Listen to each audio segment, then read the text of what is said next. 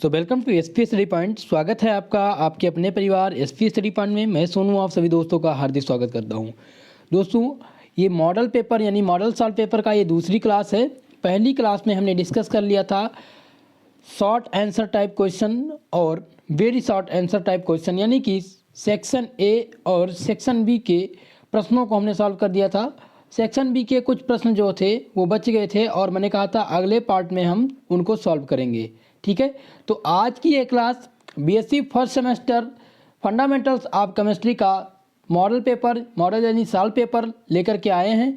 और आज की इस क्लास में हम बात करेंगे कि किस प्रकार के प्रश्न आपके एग्जाम में बनेंगे।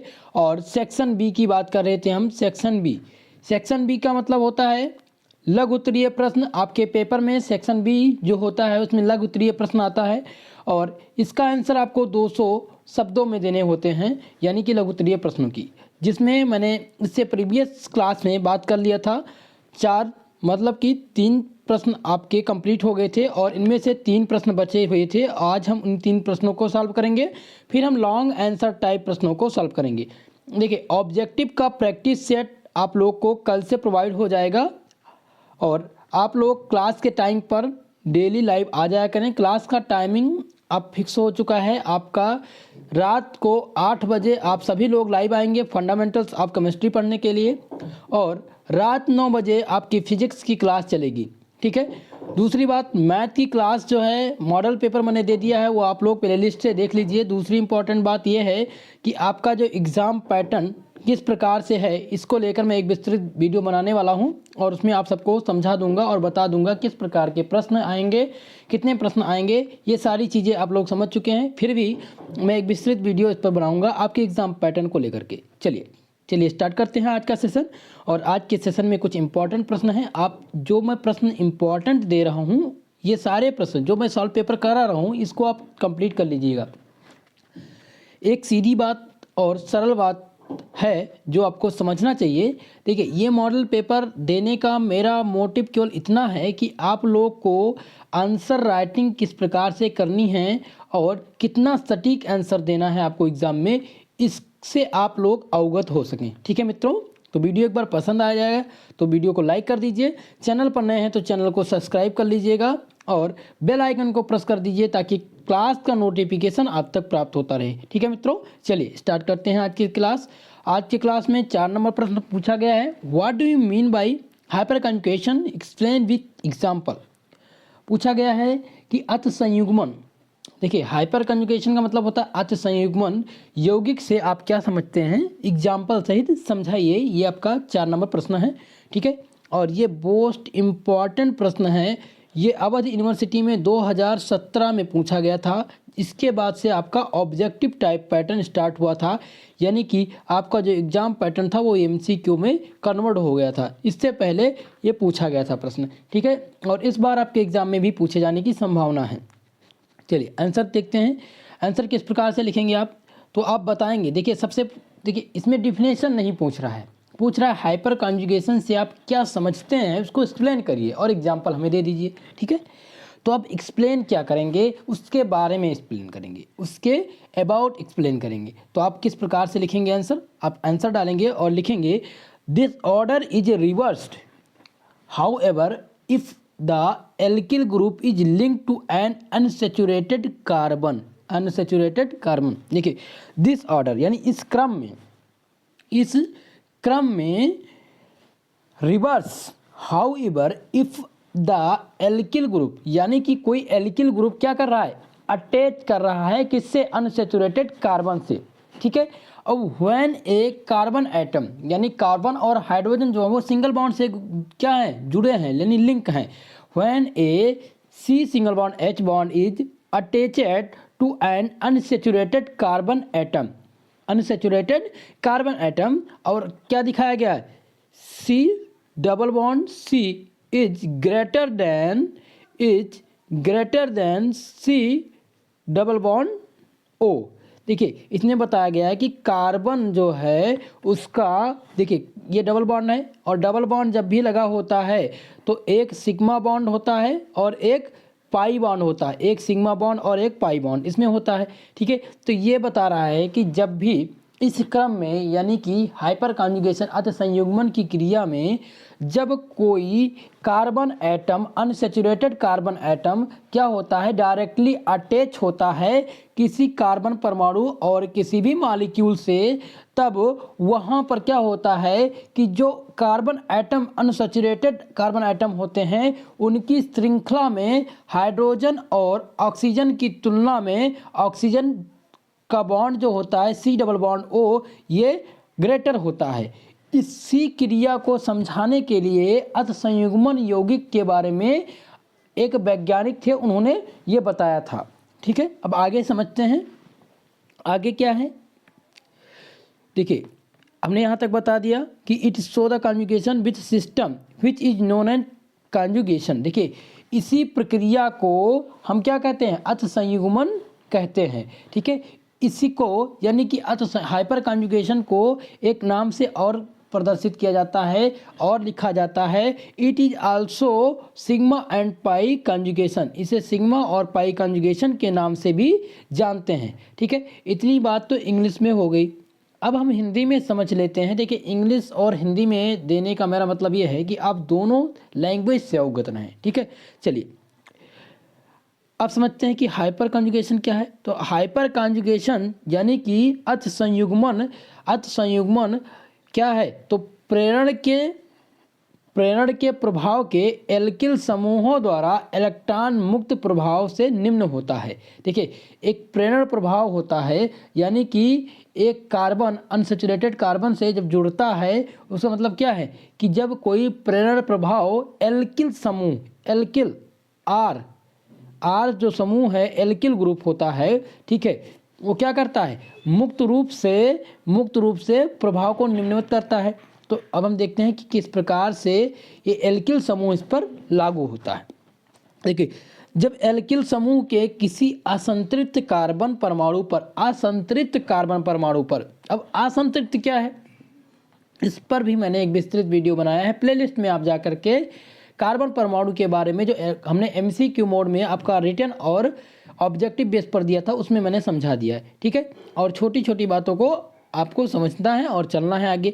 ठीक है, तो आप लिखेंगे, समझेंगे कि जब एल्किल समूह, जो आपको याद क्या करना है, आपको याद इतना ही करना है, आप लिखेंगे क्या है, आंसर डालेंगे हाइपर कॉन्जुगेशन, फिर लिखेंगे आप कि प्रेरिक प्रभाव के एल्किल समूहों के द्वारा इलेक्ट्रॉन मुक्त प्रभाव करता है, और जब एल्किल समूह के किसी असंतृप्त कार्बन परमाणु जो हैं वो क्या होते हैं, वो कार्बन एटम से या carbon C double bond O से जुड़े होने पर इलेक्ट्रॉन मुक्त का यह क्रम उल्टा हो जाता है। यानी जो इलेक्ट्रॉन का, देखिए जैसे ये दिया गया है C double bond C single bond, ठीक है, is greater than C double bond O, इसका क्रम क्या होगा, जब असंतृप्त मतलब कार्बन, जो असंतृप्त कार्बन हैं, जब उनकी मुक्त ऊर्जा जब इस पर क्या होगी, लागू हो जाएगी,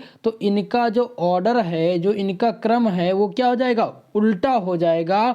और जब ये क्रम उल्टा हो जाएगा, इसी को क्या कहते हैं, इसी को कहते हैं हाइपर कॉन्जुगेशन या अतिसंयुग्मन। ठीक है, इतनी समझ में आ गई। देखिए एग्जाम्पल देख लेते हैं। देखिए, प्राइमरी, सेकेंडरी और टर्सरी, अगर ये दिया गया है, देखिए अब इनका क्रम, जैसे कि कोई अनसैचुरेटेड मतलब कार्बन है, असंतृप्त कार्बन है, और वो क्या करे, कार्बन परमाणु जो हो वो कार्बन एटम से डायरेक्टली अटैच हो जाएं और उनका क्रम जो है वो क्या हो जाए, बदल जाए, तो इनका क्रम क्या करेगा, बदल जाएगा, यानी कि आ जाएगा टर्सरी, सेकेंडरी और प्राइमरी। ठीक है, इतनी बात समझ में आ गई। चलिए आगे देखते हैं, आगे आपको क्या लिखना है। आगे दिया गया है, according to this rule the weaking of C single bond H bond present near unsaturated carbon example। एक एग्जाम्पल से हम समझ लेते हैं कि आखिर में होता क्या है इसकी प्रक्रिया। देखिए, अकॉर्डिंग टू दिस रूल यानी इस नियम के अनुसार, the weaking of C single bond H bond present near unsaturated carbon। देखिए, इस रूल के अनुसार जो वीकनेस, जो क्या है, सबसे कमज़ोर परमाणु हैं, ये कमज़ोर बॉन्ड हैं, वो क्या करते हैं, वो अनसैचुरेटेड कार्बन द्वारा प्रदर्शित किए जाते हैं। और किस प्रकार से प्रदर्शित किए जाते हैं, इस फिगर में आप लोग ध्यान से देखिए। देखिए ये जो फिगर दिया गया है, ये दिया गया है C single bond C double bond C, ठीक है। अब क्या करेगा, आपको पता है जहाँ भी डबल बॉन्ड होगा यहाँ पर एक सिग्मा और एक पाई बॉन्ड होगा, ठीक है। अब ये सी सिंगल बॉन्ड, देखिए इसमें बॉन्ड की संख्या कितनी, कार्बन की वैलेंसी कितनी होती है, 4 आइटम से होती है, ठीक है। तो 4 बॉन्ड कार्बन की 4, 1 2 3 और 4, और यहाँ पर 2 3 और 1 4, ठीक है। अब यहाँ पर देखिए 2 3 और ये जो ऊपर 4, ठीक है। अब इसकी बैलेंसी आपको चेक करना किस प्रकार से मैकेनिज्म हो रहा है, ये क्या हो रहा है, संरचना विधि यानी मैकेनिज्म हो रहा है। अब देखिए ये जो बॉन्ड है सी के, ये क्या करेगा, ब्रेक करेगा और यहाँ पर क्या बना देगा, देखिए ये ब्रेक किया यहाँ पर, और ये डबल बॉन्ड जो है ये यहाँ पर आ गया। तो अब क्या हुआ, यहाँ पर H+ यहाँ पर इलेक्ट्रॉन की कमी आ गई। जब यहाँ पर बॉन्ड ब्रेक हो रहा है तो क्या होगा, इलेक्ट्रॉन की कमी आ गई। और जब भी इलेक्ट्रॉन की कमी होगी तो H+ से दर्शाया जाएगा, या उसके पास हाइड्रोजन की कमी आ रही है तो जब भी इलेक्ट्रॉन की कमी रहेगी तो प्लस रहेगा, और अधिकता रहेगी तो माइनस रहेगा, ठीक है। तो यहाँ पर प्लस आ गया। अब क्या होगा, देखिए यहाँ से जो बॉन्ड था वो तो ब्रेक हो गया, और जब ब्रेक होकर क्या यहाँ पर क्या किया, जुड़ गया, तो यहाँ पर डबल बॉन्ड आ गया। इतनी बात समझ में आएगी। अब देखिए ये जो डबल बॉन्ड था वो क्या किया, यहाँ से ब्रेक करके और यहाँ इसके साथ क्या किया, एक बॉन्ड बना लिया, तो इसके पास 2 इलेक्ट्रॉन आ गया, यहाँ पर सिंगल बॉन्ड आ गया, ठीक है। तो इसका पूरा मैकेनिज्म आपके समझ में आ गया होगा, ठीक है। चलिए आगे देखते हैं, और आगे क्या लिखना है, फिर आपको लिखना है this mechanism of electron release is known as hyperconjugation, यानी कि ये जो मैकेनिज्म है, ये जो क्रिया विधि है वो रिलीज करती है अतिसंयुग्मन की क्रिया को। और this effect is also known as Baker Newton's Nathan effect, Baker Nathan effect, यानी कि ये जो क्रिया है ये अन्य नाम से भी जानी जाती है, उसका नाम क्या है, वाकर नाथन इफेक्ट भी है, ठीक है। चलिए ये आपके 4 नंबर प्रश्न का आंसर रहा। अब इसके इफेक्ट क्या हैं, इसको भी लिखना है। देखिए आपको शॉर्ट आंसर में यानी लघु उत्तरीय प्रश्न में 200 वर्ड सटीक लिखने हैं।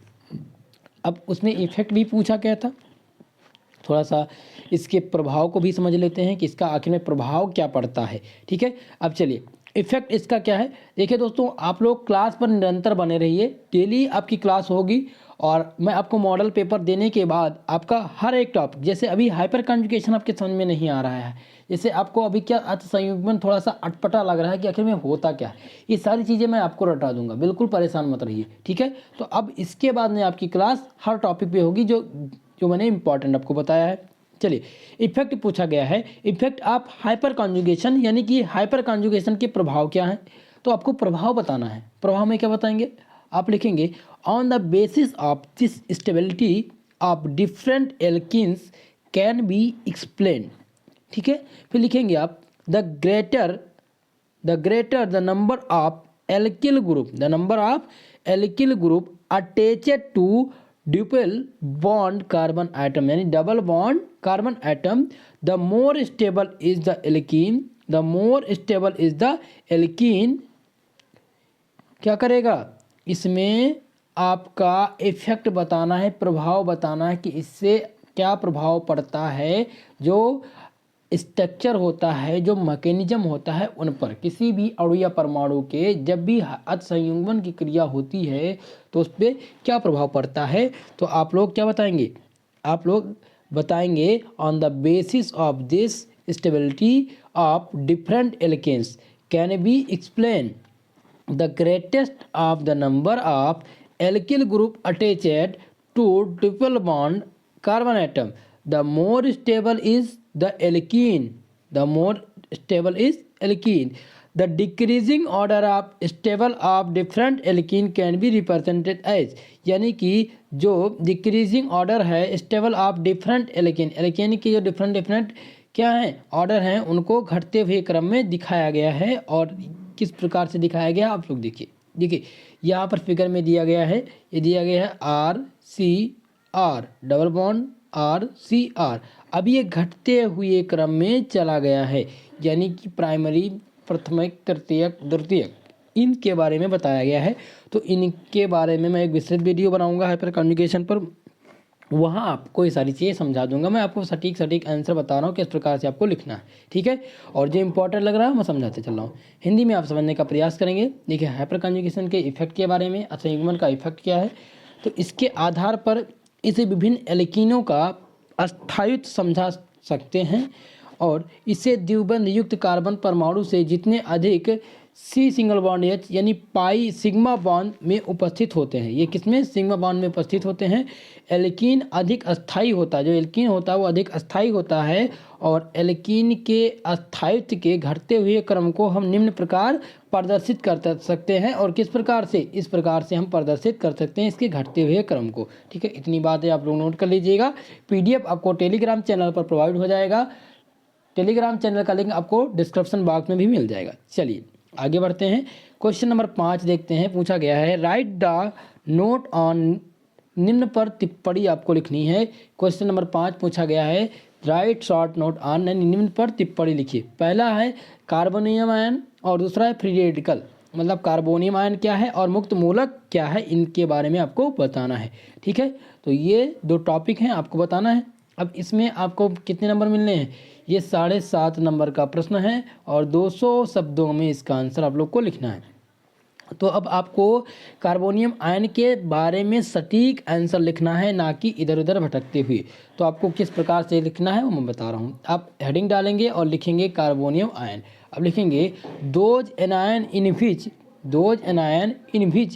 इन which have negative charge and they found on carbon atom are called carbonium ion, ठीक है। यानी कि वह ऋणायन जिनमें कार्बन परमाणु पर ऋणावेशित चार्ज पाया जाता है, वह सब क्या कहलाते हैं, वो कार्बोनियम आयन कहलाते हैं, ठीक है। जैसे कि CH3, जैसे कि हम बात करें CH3 की अगर बात किया जाए तो इस पर क्या होता है, निगेटिव चार्ज होता है। दूसरी बात, यानी कि वह ऋणायन जिनमें कार्बन परमाणु पर क्या पाया जाता है, ऋणावेशित चार्ज पाया जाता है। ये केवल कार्बन परमाणु की बात कर रही है, यानी कि केवल कार्बन परमाणु। अब देखिए CH3 CH2 मतलब एथिल की बात की जाए, देखिए तो यहाँ पर कार्बन एटम के पास क्या पाया जा रहा है, निगेटिव चार्ज पाया जा रहा है। तो आपको समझ में आ गया कार्बोनियम आयन क्या है।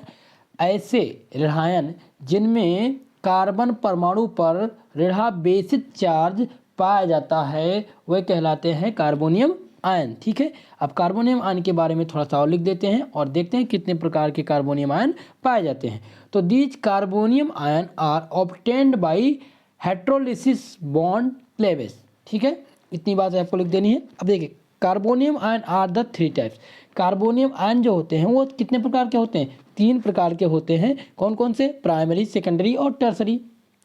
प्राइमरी क्या है, तो primary CH3 single bond CH2 और सिंगल बॉन्ड CH2, ये यूरिल कार्बोनियम आयन है। ये क्या है, यूरिल कार्बोनियम आयन। और ये दूसरा जो सेकेंडरी है ये सेकेंडरी ब्यूटिल है और तीसरा है टर्सरी ब्यूटिल, ठीक है। तो ये 3 प्रकार के कार्बोनियम आयन पाए जाते हैं जिनमें प्रत्येक कार्बन एटम पर क्या पाया जाता है, ऋणावेशित चार्ज पाया जाता है।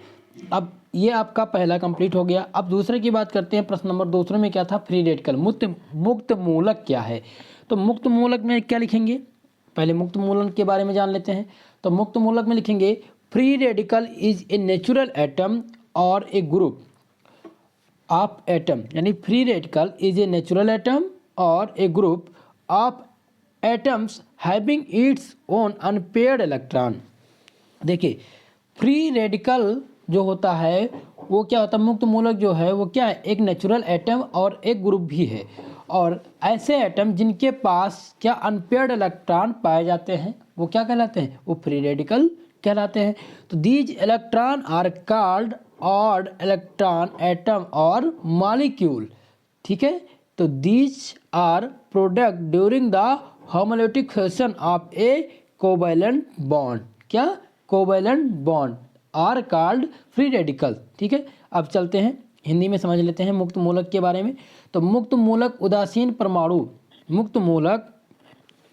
परमाणु या परमाणुओं का क्या है, एक ऐसा समूह होता है। मुक्त मूलक उदासीन परमाणु और परमाणुओं या मॉलिक्यूल का एक ऐसा समूह होता है जिसके पास अपना अयुग्मित इलेक्ट्रॉन होता है, जिसके पास क्या हो, अपना अयुग्मित इलेक्ट्रॉन हो, उसे हो, और यह विषम इलेक्ट्रॉन परमाणु या अणु भी कहते हैं, इसे विषम इलेक्ट्रॉन परमाणु या अणु भी कहते हैं। ठीक है, तो इतनी बात समझ में आ गई। देखिए अगर आपसे पूछा जाए मुक्त मूलक, देखिए एक ये आपके वेरी शॉर्ट आंसर टाइप में भी पूछा जाता है, तो अगर आपके वेरी शॉर्ट आंसर टाइप में पूछा जाएगा तो आप लिखेंगे मुक्त मूलक उदासीन परमाणु या परमाणुओं का एक ऐसा समूह होता है जिसके पास अपना अयुग्मित इलेक्ट्रॉन पाया जाता है।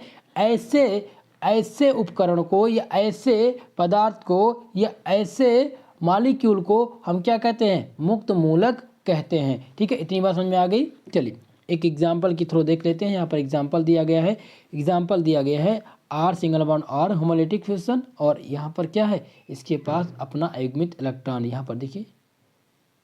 और ऐसा क्यों हुआ, ऐसा इसलिए हुआ कि ये होमोलिटिक फ्यूजन के द्वारा जब अब क्रिया करते हैं तो इनके पास अपना अयुग्मित इलेक्ट्रॉन पाया जाता है इनके पास, तो यही क्रिया आपको दर्शाती है। तो ये आपका डेफिनेशन है, और इसके बाद ये स्ट्रक्चर आप ध्यान रखेंगे और ये रिएक्शन आप जरूर बैलेंस करेंगे और इसको आप कॉपी में जरूर मेंशन करेंगे। ठीक है, एग्जांपल देख लेते हैं। फॉर एग्जांपल देखिए CH3, तो इसके पास अपना अयुग्मित इलेक्ट्रॉन है, मेथेन फ्री रेडिकल। अब अगर बात करते हैं एथिल की, बात करते हैं CH3CH2। ठीक है, तो इसके पास क्या है, एथिल के पास फ्री रेडिकल चार्ज पाया जाता है। अब ये कितने प्रकार के होते हैं free radical charge, free radical are 3 types. मुक्त मूलक कितने प्रकार के होते हैं, 3 प्रकार के होते हैं, ये भी primary free radical, secondary free radical और tertiary free radical. Primary free radical क्या है, यानी एल्किल RCH2 प्लस चार्ज, ये क्या है, ये प्राइमरी है। अगर सेकेंडरी फ्री रेडिकल की बात की जाए तो आप क्या लिखेंगे, R2CH प्लस लगा देंगे, और अगर टर्सरी पूछा जाए तो R3 केवल C पर प्लस चार्ज होगा। ठीक है, इतनी समझ में आ गई इतनी बातें।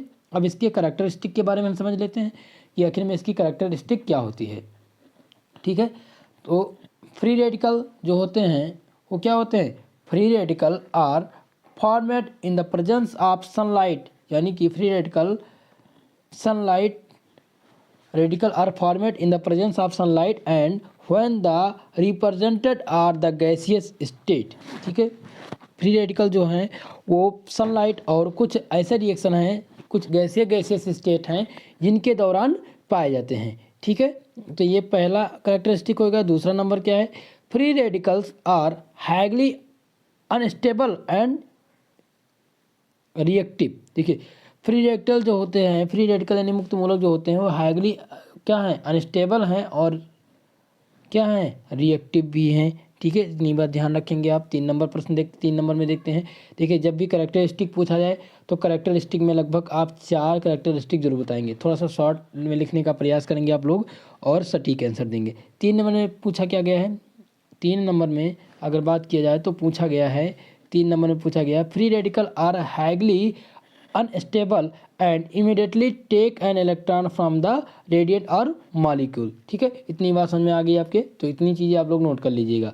ये अब हम बात करते हैं, देखिए सेक्शन बी के सारे प्रश्नों को हमने सॉल्व कर लिया है और आज हम बात करेंगे सेक्शन सी के बारे में। सेक्शन सी में किस प्रकार के प्रश्न पूछे जाएंगे और उसका आंसर कितने वर्ड्स में लिखना है। देखिए सेक्शन सी की बात की जाती है, आपका सेक्शन बी कंप्लीट हो गया है, उसमें मैंने 5 प्रश्नों का सॉल्यूशन आप लोग को दे दिया है। आप लोगों को मैंने होमवर्क दिया था 2 प्रश्नों को, वो आप लोगों ने कंप्लीट नहीं किया है। आप लोग कंप्लीट करके मेरे पास भेजने का कष्ट करें। ठीक है मित्रों, चलिए वीडियो पसंद आ रहा हो तो एक बार क्लास को लाइक कर दीजिए, चैनल पर नए हैं तो चैनल को सब्सक्राइब कर लीजिएगा। ठीक है मित्रों, चलिए सेक्शन सी की बात करते हैं। तो सेक्शन सी जो है वो लॉन्ग आंसर टाइप क्वेश्चन पूछा जाता है। सभी चाहे आप BA हो, BSc हो, BCom हो, सब में भी इस प्रकार के प्रश्न आएंगे और इसी तरह से क्वेश्चन पेपर बनते हैं। तो सेक्शन सी में आपके लॉन्ग आंसर टाइप क्वेश्चन पूछे जाते हैं, जिसे हम हिंदी में कहते हैं दीर्घ उत्तरीय प्रश्न। तो इनकी संख्या जो रहती है वो 5 रहती है। आपके क्वेश्चन पेपर में 5 प्रश्न पूछा जाएगा, जिसमें से आपको केवल 2 का आंसर ही राइट करना है आपके पेपर में। ठीक है, और 2 के लिए आपको प्रत्येक क्वेश्चन का 10 नंबर मिलना है, यानी कि कुल मिलाकर के 20 नंबर का आपका सेक्शन सी होता है, जिनमें से 2 प्रश्न आपको करने होते हैं। अब 2 प्रश्नों का उत्तर जो है, देखिए केवल 2 प्रश्नों के उत्तर दीजिए, प्रत्येक प्रश्न का उत्तर लगभग 500 शब्दों में होना चाहिए। ठीक है, ये रिक्वायरमेंट होती है यूनिवर्सिटी की या आपके कॉलेज की या आपके पेपर पैटर्न जो कंडक्ट करता है उसकी। ठीक है, तो अब इसमें देखते हैं प्रश्न क्या पूछा गया है और इसका आंसर किस प्रकार से आप लोग को लिखना है। प्रश्न जो इम्पोर्टेंट है आपके एग्जाम में आने की संभावना है वो है प्रश्न नंबर 1 है। पूछा गया है what is hydrogen bond, what are the case and necessary condition of its formation, how many types of hydrogen bonding is there are, what is effect on properties of substance. ये बहुत बड़ा question पूछा गया है और पूछा गया है कि हाइड्रोजन बंध क्या है और इसके बनने के क्या कारण हो सकते हैं, कितने प्रकार का हाइड्रोजन बंध पाया जाता है, इसके इफेक्ट और प्रॉपर्टीज़ की वर्णन कीजिए। ठीक है, इतना क्वेश्चन है। इसमें टॉपिक क्या क्या आएगा, सबसे पहले हेडिंग तो आपको लिखना है हाइड्रोजन बॉन्ड। हाइड्रोजन बॉन्ड क्या है। दूसरी बात लिखना है आपको what are cases of necessary condition. तो 2 कंडीशन होगी, देखिए पहला तो ये हो गया, दूसरा हो गया कंडीशन और नेसेसरी कंडीशन के बारे में, बनने का कारण क्या है। तीसरी बात कितने प्रकार का होता है, चौथी बात इफेक्ट और पांचवी बात प्रॉपर्टीज। ठीक है, तो आपको 100 देखिए ये जो क्या है, ये जो प्रश्न है ये 5 पार्ट में विभाजित है, आपको इसका आंसर भी 5 पार्ट में ही देना है। ठीक है, इतनी बात समझ में आ गई। चलिए आगे बढ़ते हैं, अब हम प्रश्न को सॉल्व करेंगे। चलिए बात करते हैं हाइड्रोजन बॉन्ड के बारे में।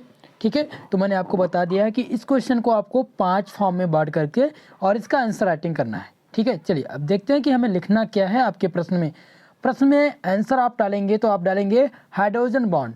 सबसे पहले आप बताएंगे कि हाइड्रोजन बॉन्ड आखिर में होता क्या है और इसके बारे में क्या क्या चीज़ें मुख्य हैं और प्रमुख हैं और इसका डिफिनेशन क्या होता है। ठीक है, तो आप लिखेंगे कि in the compound of hydrogen with strongly electronegative element, यानी कि किसी भी हाइड्रोजन कंपाउंड में, यानी कि कोई भी कंपाउंड में हाइड्रोजन जो है वो क्या होता है, स्ट्रांगली इलेक्ट्रोनेगेटिव एलिमेंट के साथ जुड़ा होता है, सच एज फ्लोरीन, ऑक्सीजन और नाइट्रोजन, जैसे कि फ्लोरीन, ऑक्सीजन और नाइट्रोजन।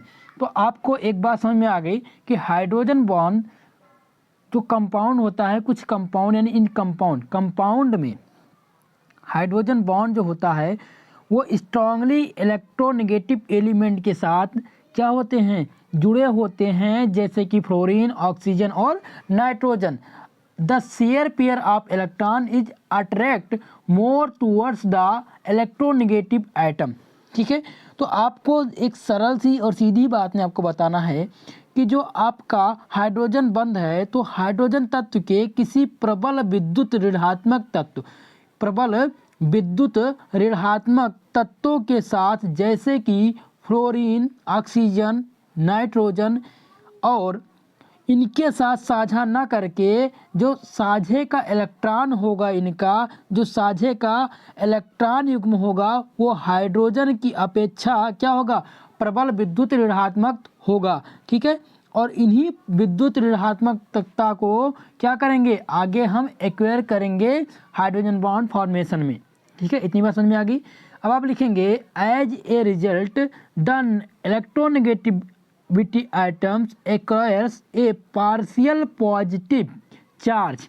देखिए एज मतलब यानी कि इस क्रिया के दौरान जो आपका रिजल्ट निकल करके आएगा उसमें आपको ये दिखाएगा कि जो इलेक्ट्रोनेगेटिव आइटम हैं, देखिए हाइड्रोजन बॉन्ड पर मैं एक विस्तृत वीडियो बनाने वाला हूं, उसमें आपको बता दूंगा कि हाइड्रोजन बॉन्ड किस प्रकार से फॉर्मेशन होता है, कम से कम 4 से 5 एग्जाम्पल में बनने का कारण क्या है, कितने प्रकार के होते हैं, इन सब के बारे में मैं आपको बताऊंगा। ठीक है, कल की क्लास में हाइड्रोजन बॉन्ड क्लियर कर दूंगा क्योंकि इसी से आपके प्रश्न आने हैं। मैं आपको मुख्य बातें बता करके आगे की तरफ बढ़ता हूं और आपको आंसर राइटिंग किस तरह से करना है इसी प्रकार, इसीलिए मैं आज की इस क्लास में आपको इतना ही बताने का प्रयास करूंगा। ठीक है मित्रों, आपके जो क्वेश्चन समझ में ना आए आप कमेंट बॉक्स में इसके लिए आप कमेंट करिएगा कि आपको विस्तृत वीडियो चाहिए या आपको इतने में से समझ में आ जाएगा। ठीक है, चलिए आप लोग कमेंट करके जरूर बताइए। अगला है कि इनका जो चार्ज, यानी इतनी बात समझ में आएगी कि जो रिजल्ट निकल करके आएगा इलेक्ट्रोनेगेटिव एटम क्या करेगा, एक्वायर्स करेगा पार्शियल पॉजिटिव चार्ज और निगेटिव चार्ज, यानी H del S minus F minus del S, ठीक है। तो ये चार्ज होता है और हाइड्रोजन बॉन्ड को डॉट डॉट से प्रदर्शित किया जाता है, ठीक है। Such as a molecule behave at dipole because in of molecule, ठीक है। देखिए जो जैसे हाइड्रोजन है, हाइड्रोजन फ्लोराइड, तो इसमें हाइड्रोजन के पास क्या होगा, पॉजिटिव चार्ज, और फ्लोरीन के पास क्या होता है, निगेटिव चार्ज, ठीक है। तो ये शो करेगा और ये जो डॉट लाइन है ये हाइड्रोजन बॉन्ड का फॉर्मेशन दिखाता है, ठीक है। इतनी चीज़ समझ में आ गई। अब हिंदी में समझ लेते हैं कि हिंदी में आखिर में क्या होता है। तो प्रबल विद्युत ऋणात्मकता तत्वों जैसे फ्लोरीन, ऑक्सीजन व नाइट्रोजन के हाइड्रोजन के साथ यौगिक में साझे का इलेक्ट्रॉन, हाइड्रोजन के साथ यौगिक में, हाइड्रोजन के साथ साझा कौन कर रहा है, फ्लोरीन कर रहा है, ठीक है। तो इसके साझे का इलेक्ट्रॉन युग्म अधिक विद्युत रहित तत्वों की ओर आकर्षित होता है। देखिए जब भी हाइड्रोजन बॉन्ड बनेगा तब क्या होगा, जो इसका साझे का इलेक्ट्रॉन होगा वो क्या करेगा, वो अधिक विद्युत ऋणात्मकता के साथ क्या करेगा, वो उसकी तरफ आकर्षित करेगा, और जब आकर्षित करेगा तो हाइड्रोजन बॉन्ड का फॉर्मेशन हो जाएगा और यही कहलाएगा आपका हाइड्रोजन बॉन्डिंग, ठीक है। इतनी बात समझ में आ गई। चलिए आगे देखते हैं। फिर आप लिखेंगे the attraction force that behind. अब आप थोड़ा सा एक शॉर्ट फॉर्म में अगर आपको परिभाषा बतानी हो कि आखिर में हाइड्रोजन बॉन्ड क्या होते हैं, तो आप बताएंगे the attraction force that binds hydrogen atom of one molecule with electronegative atom और सेम और another molecule of the same substance is known as hydrogen bond. मतलब कि वह आकर्षण बल जिसके द्वारा, ध्यान से समझेंगे आप लोग, वह आकर्षण बल जिसके द्वारा किसी भी अणु का हाइड्रोजन परमाणु उसके अणु या दूसरे अणु के विद्युत ऋणात्मक तत्वों से जुड़ा हो। देखिए उसका जो, देखिए क्या कह रहा है, हाइड्रोजन परमाणु उसी अणु, देखिए हाइड्रोजन परमाणु उसी अणु के विद्युत ऋणात्मकता से, विद्युत जो ऋणात्मक होता है उसके तत्व से जुड़ा हो, और वो क्या कहलाता है, हाइड्रोजन बॉन्ड कहलाता है। जैसे कि हम बात करें H2O की, ठीक है, तो आप लिखेंगे H, ठीक है। अब इसमें जो ये दो बॉन्ड हैं, जो ये बॉन्ड बन रहे हैं, इसी को क्या कहते हैं, हाइड्रोजन बॉन्ड कहते हैं, क्योंकि ये बॉन्ड क्या कर रहा है, फॉर्मेशन कर रहा है, और किसका फॉर्मेशन कर रहा है, हाइड्रोजन बॉन्ड का फॉर्मेशन कर रहा है, ठीक है। तो समझ में आ गया। एक बार परिभाषा एक बार और थोड़ा सा समझ लेते हैं एक एग्जाम्पल दे करके, ध्यान से समझिएगा। वह आकर्षण बल जिसके द्वारा किसी अणु का हाइड्रोजन परमाणु से उसी अणु या दूसरे अणु के विद्युत ऋणी तत्वों से जुड़ा हो, हाइड्रोजन बंध कहलाता है, ठीक है। तो जैसे कोई मानकर चलिए कि हाइड्रोजन फ्लोराइड एग्जाम्पल ले लेते हैं, ठीक है। अब हाइड्रोजन फ्लोराइड में जो बॉन्ड बन रहा है वो अधिक विद्युत ऋणी तत्वों से जुड़ा है। जैसे कि हाइड्रोजन के पास प्लस चार्ज होता है और फ्लोरीन के पास माइनस चार्ज, तो माइनस चार्ज के साथ जुड़ा हुआ है, ठीक है। तो इसके बीच में क्या बनेगा, हाइड्रोजन बॉन्ड का फॉर्मेशन होगा, और इससे क्या कहते हैं, हाइड्रोजन बॉन्डिंग कहते हैं, ठीक है। चलिए अब हाइड्रोजन बॉन्ड को किससे दिखाते हैं, बिंदुदार लाइन से दिखाते हैं, डॉट डॉट लाइन से प्रदर्शित करते हैं। तो hydrogen bond is denoted by dot dot line, ठीक है। इतनी बात समझ में आ गई। चलिए आगे चलते हैं, देखते हैं कि हाइड्रोजन बनने का कारण क्या हो सकता है और किस तरह से एग्जाम में लिखेंगे। आप हेडिंग डालेंगे case of formation of hydrogen bond. आप पेपर में जब भी क्वेश्चन आंसर करेंगे, जब आंसर लिखेंगे आप लोग, तो क्या डालेंगे, डालेंगे case of formation of hydrogen bond, यानी हाइड्रोजन बंध बनने का कारण। तो लिखेंगे आप the bond formation between hydrogen, the bond formation between hydrogen and strong electronegative element as fluorine, oxygen or nitrogen is very polar because when the bond is formed between these, the shared pair of electron is attached more towards the electronegative atom than a hydrogen, ठीक है। अब हिंदी में हम इसके समझ लेते हैं। देखिए आपको डिफिनेशन जो बतानी है सटीक बतानी है। अब मैं इसको बॉन्ड का फॉर्मेशन जो है वो कई चरणों में होता है और क्या क्या होता है, इसका क्या क्या कारण हो सकता है। तो एक बार थोड़ा सा हाइड्रोजन बॉन्ड बनने का कारण क्या क्या हो सकता है मैं आपको बता देता हूँ। तो प्रमुख कारण एक तो हो सकता है स्ट्रॉन्ग इलेक्ट्रोनेगेटिविटी। क्या हो सकता है? स्ट्रॉन्ग इलेक्ट्रोनेगेटिविटी हो सकती है। दूसरी बात क्या हो सकती है? दूसरी बात बनने का कारण हो सकता है smaller size of electron. Smaller size of electron atom associated with the atoms, यानी कि कोई भी हाइड्रोजन से जुड़े हुए परमाणु का आकार जो छोटा हो, इसका भी कारण हो सकता है हाइड्रोजन फॉर्मेशन का। ठीक है, अगर और बात किया जाए तो बात हो सकती है स्ट्रेंथ ऑफ हाइड्रोजन बॉन्ड की। ठीक है, स्ट्रेंथ ऑफ हाइड्रोजन बॉन्ड। तो ये 3 केस बनते हैं हाइड्रोजन फॉर्मेशन में। अब हम इन तीनों को इसमें मैंने डिस्कस नहीं किया है क्योंकि ये लॉन्ग टर्म हो जाएगा। जब आपसे एग्जाम में पूछा जाए, आपके प्रश्न में पूछा जाए कि केवल प्रश्न में यही आएगा हाइड्रोजन बॉन्ड बनने का कारण, तब आपको इन सारी चीज़ों को डिफाइन करना है। ठीक है, तो इतनी बात समझ में आ गई। चलिए हिंदी में समझ लेते हैं कि बनने का कारण क्या है, आगे बढ़ेंगे। देखिए, हाइड्रोजन और प्रबल ऋण विद्युत तत्वों जैसे फ्लोरीन, ऑक्सीजन और नाइट्रोजन, इनके पास क्या होता है? विद्युत ऋणात्मकता होती है, नाइट्रोजन यानी माइनस चार्ज होता है। तो इनके बीच लगने वाला बंध बहुत ध्रुवीय होता है, बहुत पोलर होता है, क्योंकि जब इनके बीच बंध बनता है तो इनसे साझे का इलेक्ट्रॉन युग्म हाइड्रोजन की अपेक्षा प्रबल विद्युत ऋणी होता है, तत्व की ओर ज़्यादा आकर्षित हो जाता है। इसीलिए हाइड्रोजन बॉन्ड बनने का कारण इसमें ज़्यादा होता है। तो ज़्यादातर आप ध्यान रखेंगे कि जितने भी पोलर मॉलिक्यूल हैं उनमें हाइड्रोजन बॉन्ड बनने की पूरी संभावना होती है। तो पोलर मॉलिक्यूल क्या है इसके बारे में मैंने बता दिया है। ठीक है, पोलर मॉलिक्यूल पर भी मैंने विस्तृत चर्चा कर ली थी। चलिए अब टाइप्स की बात करते हैं। टाइप्स कितने प्रकार के हाइड्रोजन बॉन्ड पाए जाते हैं, कि हाइड्रोजन बंध कितने प्रकार के होते हैं। तो मेनली हाइड्रोजन बंध जो होते हैं वो 2 प्रकार के होते हैं,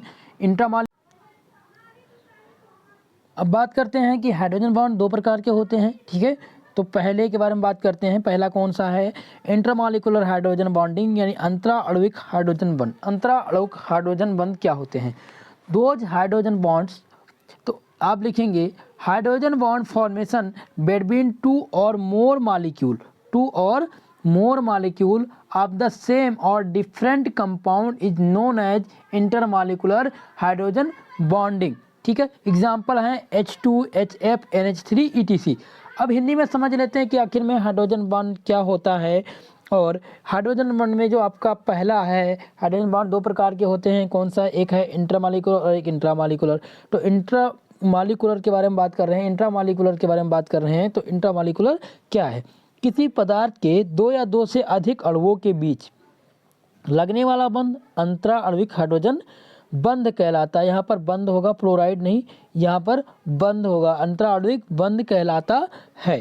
ठीक है, तो 2 या 2 से, जैसे हाइड्रोजन और फ्लोराइड की बात कर लें तो हाइड्रोजन के पास, आप सबको पता है, हाइड्रोजन के पास प्लस चार्ज होता है और इसके पास माइनस चार्ज होता है। तो हाइड्रोजन बॉन्ड का फॉर्मेशन वहाँ अधिक होता है, वहाँ बनने की संभावना ज़्यादा होती है जहाँ पर अधिक विद्युत ऋणी तत्व पाए जाते हों। तो फ्लोरीन के पास क्या है? विद्युत ऋणी तत्व अधिक है, इसके पास अधिकता है विद्युत ऋणी तत्वों की, यानी विद्युत इलेक्ट्रोनेगेटिविटी की अधिकता है। तो इसके पास फॉर्मेशन हो जाएगा इसका हाइड्रोजन बॉन्ड का। ठीक है, अब हम देख लेते हैं कि हाइड्रोजन फ्लोराइड में किस प्रकार से बॉन्ड बनता है और किस प्रकार से इसका स्ट्रक्चर बनाते हैं ऊपर श्रृंखला में। These are consist of long zigzag chain of molecule। long, ये होगा long zigzag chain of molecule associated towards through the hydrogen bonding। It consists a polymeric molecule HF suffix में N। देखिए, हाइड्रोजन फ्लोराइड जो बनता है, इसमें जो hydrogen bond बनता है, अगर आपको इंट्रामॉलिक्यूलर में हाइड्रोजन बॉन्डिंग का फॉर्मेशन दिखाना हो हाइड्रोजन फ्लोराइड में, तो आप इसको सफिक्स में किस तरह से लिखेंगे? इसका आपको स्ट्रक्चर बनाना है तो स्ट्रक्चर आप लिखेंगे HF और सफिक्स में लिख देंगे N। ठीक है, इतनी बात समझ में आ गई। चलिए, तो ये हाइड्रोजन बॉन्ड का फॉर्मेशन हो गया हाइड्रोजन फ्लोराइड में।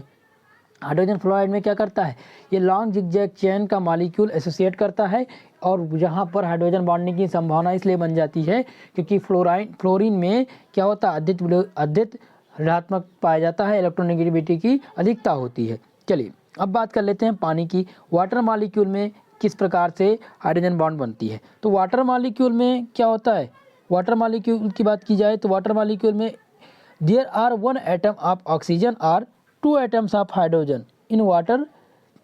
देखिए यहाँ पर पानी की बात किया जाए तो इसका फार्मूला होता है H2O, ठीक है। तो H2O में हाइड्रोजन के 2 मॉलिक्यूल और ऑक्सीजन के 1 मॉलिक्यूल पाए जाते हैं। लेकिन ऑक्सीजन की बात की जाए तो ऑक्सीजन क्या होता है, मोर इलेक्ट्रोनेगेटिविटी होती है, यानी अधिक इलेक्ट्रोनेगेटिविटी की इसमें पाया जाता है, किसकी अपेक्षा, हाइड्रोजन की अपेक्षा। तो इसीलिए यहाँ पर हाइड्रोजन बॉन्ड का फॉर्मेशन हो जाता है। दूसरी बात, इसका स्ट्रक्चर किस प्रकार से बनेगा। तो हमें पता है कि हाइड्रोजन बॉन्ड को डॉट डॉट से प्रदर्शित किया जाता है, डॉट लाइन से प्रदर्शित किया जाता है। तो hydrogen are represented by dot dot line, ठीक है। इतनी बात आप ध्यान रखेंगे। और इस ये रहा हाइड्रोजन बॉन्ड का स्ट्रक्चर पानी का, यानी वाटर मॉलिक्यूल का ये स्ट्रक्चर है। इसमें हाइड्रोजन बॉन्डिंग किस प्रकार से फॉर्मेशन हो रहा है, जो देखिए अब इसमें बनने का कारण आपको बता ही दिए हैं, एक बार फिर से समझ लीजिए।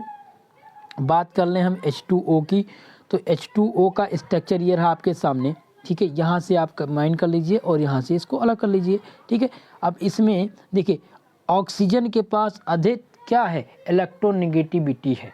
तो जहाँ पर अधिक इलेक्ट्रोनेगेटिविटी होगी उसके पास हाइड्रोजन बॉन्ड बनने की संभावना अधिक हो जाएगी। दूसरी बात आपको ध्यान रखना है कि जितने भी पोलर मॉलिक्यूल हैं उनके पास हाइड्रोजन बॉन्ड उनमें फॉर्मेशन होता है। हाइड्रोजन बॉन्ड अगर जो भी पोलर मॉलिक्यूल हैं उसमें अधिकांश क्या पाए जाएंगे, हाइड्रोजन बॉन्ड पाए जाएंगे, ठीक है। तो इतनी बात ध्यान रखना है। चलिए आगे बढ़ते हैं, दूसरा देखते हैं। दूसरा क्या है, दूसरा बॉन्ड क्या है, दूसरा है इंट्रामॉलिक्यूलर हाइड्रोजन बॉन्डिंग, अंतर आणविक हाइड्रोजन बॉन्ड। तो अंतर आणविक हाइड्रोजन बॉन्ड क्या होता है, अब देख लेते हैं। तो when hydrogen bond is formed, यानी कि when hydrogen bond is formed is with in the same molecule, यानी कि जब हाइड्रोजन बॉन्ड फॉर्मेट होता है, प्राप्त होता है विद इन सेम मॉलिक्यूल, यानी सेम मॉलिक्यूल के द्वारा, जहाँ पर सेम मॉलिक्यूल हों और उनमें भी फॉर्मेशन हो जाए हाइड्रोजन बॉन्ड का, वो कहलाते हैं इंट्रामॉलिक्यूलर हाइड्रोजन बॉन्ड, यानी कि अंतर आणविक हाइड्रोजन बॉन्ड कहलाते हैं, ठीक है।